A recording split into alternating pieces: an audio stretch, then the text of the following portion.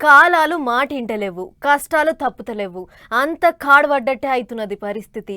ఎన్నడు లేని ఎన్నడు చూడని కష్టకాలం రాబోతున్నదని మస్తు బుగులు పట్టిస్తుర్రు. కొడుతనేమో పొట్టు పొట్టు కొడుతున్నాయి వానలు, లేకపోతే మొత్తానికే కొడతలేవు. ఇంకో దిక్కు కొత్త కొత్త రోగాలు వస్తున్నాయి. మనుషులు కొత్త కొత్త పోకడాలు పోతుర్రు. బంధాలు కరువు అవుతున్నాయి.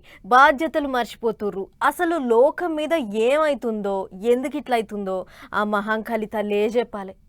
ఎందుకు చెప్పాలి రా బాలక్క, నేను సంతోషంగా వచ్చినాను అనుకుంటున్నా. క్రోధంతో వచ్చినా నేను మీతోటి నేను ఎందుకు పలుకులిప్పాలా, ఎందుకు సమాధానం చెప్పాలా? మీరు మాత్రం నా మాట ఏమైనా ఆచరిస్తుర్రా?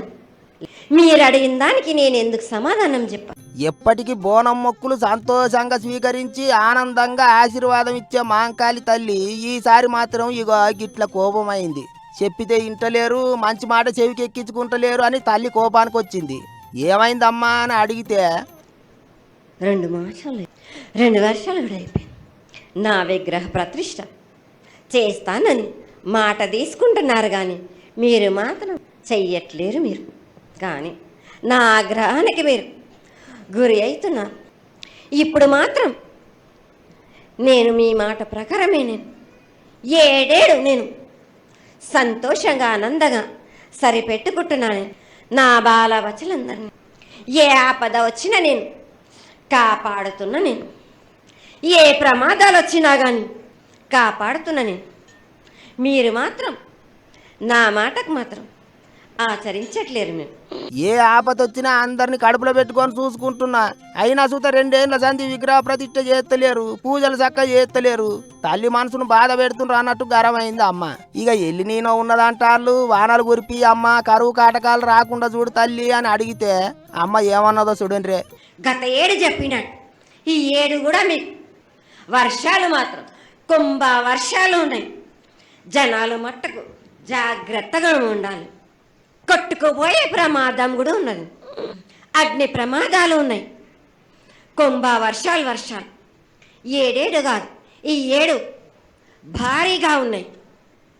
జనాలు మట్టుకు కొట్టుకుపోతూనే ఉంటారు. వాళ్ళకు ప్రాణ నష్టం కూడా జరుగుతుంది. ఆగో తల్లి గాతగానం హెచ్చరిక చేసిందంటే మరి ఇక ఎట్టెట్టయితుందో ఏం పాడో, కానీ అందరిని కడుపులో పెట్టుకొని చూసుకుంటా అని ధైర్యం చెప్పింది అమ్మ. ఇంకో ముచ్చట ఏంటిదంటే మనుషులు చేస్తున్న పనులకు ఈసారి గట్టిగానే నారాజైంది మహంకాళి తల్లి.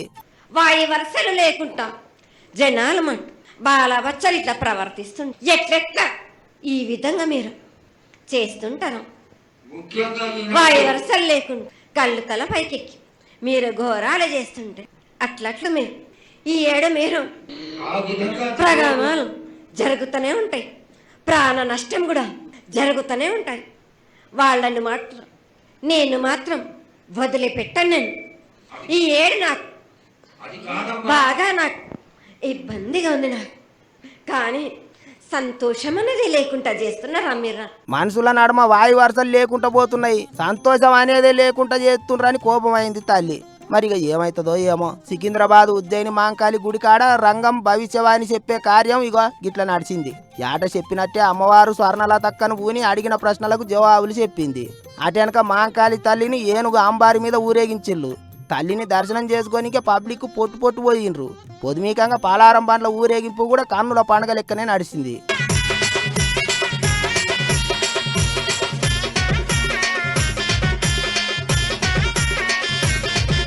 ఇక అమ్మవారు కోరుకున్నట్టు జల్దిగా విగ్రహ ప్రతిష్ఠ చేయిస్తాం, వచ్చే 7 పండుగ ఇంగింత ఘనంగా చేస్తాం, కోరుకున్నట్టు పూజలు చేస్తాం, ఎక్కడ ఎసోంటి లోటు చేయమన్నట్టు చెప్పుకొచ్చిండు మంత్రి పొన్నం సారు. అట్లనే ఐతారం బోనాలు సమర్పించనికే వచ్చిన జోగినీలను సక్కగా పట్టించుకోలేదు, తిప్పల పెట్టిండ్రని లొల్లాయ కదా. దాని మీద సోమవారం వాళ్ళతోని మాట ముచ్చట్లు చేసిండు మంత్రి సారు. ఇంకోసారి అట్లా కాకుండా చూసుకుంటామని మాటిచ్చిండట. ఒక్క ముచ్చట తప్పితే ఈసారి కూడా లస్కర్ బోనాలు మస్తు ఘనంగానే చేసిర్రు సర్కారోళ్ళు.